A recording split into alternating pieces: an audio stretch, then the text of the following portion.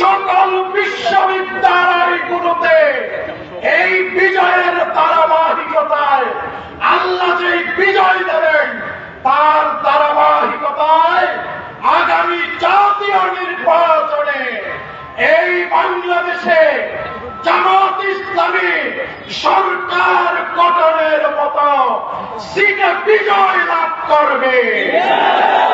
জামাত ইসলামী সরকারি দল হবে, বিএনপিকে বিরোধী দলে যেতে হবে।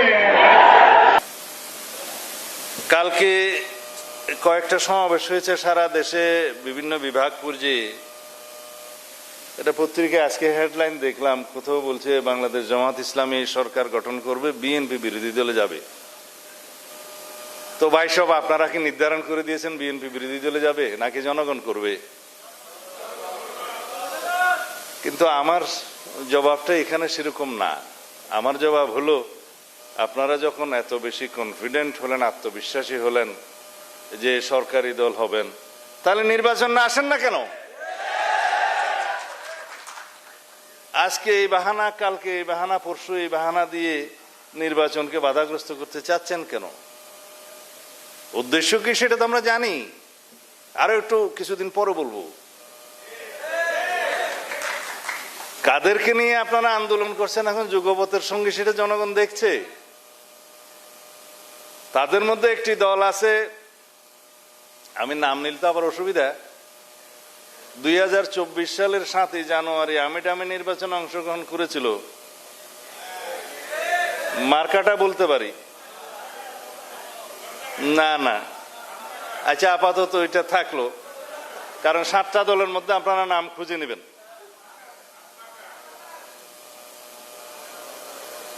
তারা যদি যুগপথের সঙ্গে হলে নিষ্পাপ হয়, তাহলে বাকি যারা 28টা দল দামি দামি নির্বাচনে আওয়ামী লীগের সঙ্গে হয়েছিল, তারা কি মহাপাপী?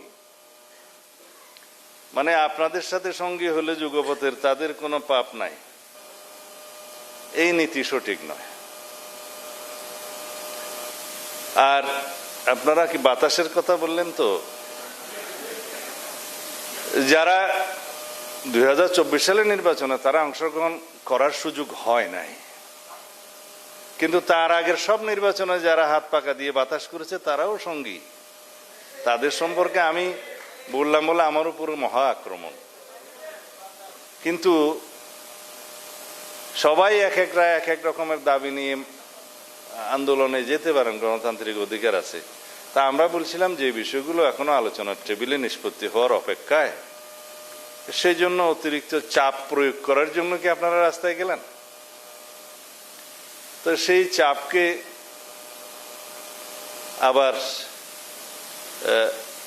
বাতাসশূন্য করার জন্য আমাদেরকেও তো যেতে হবে রাস্তায় আন্দোলনে।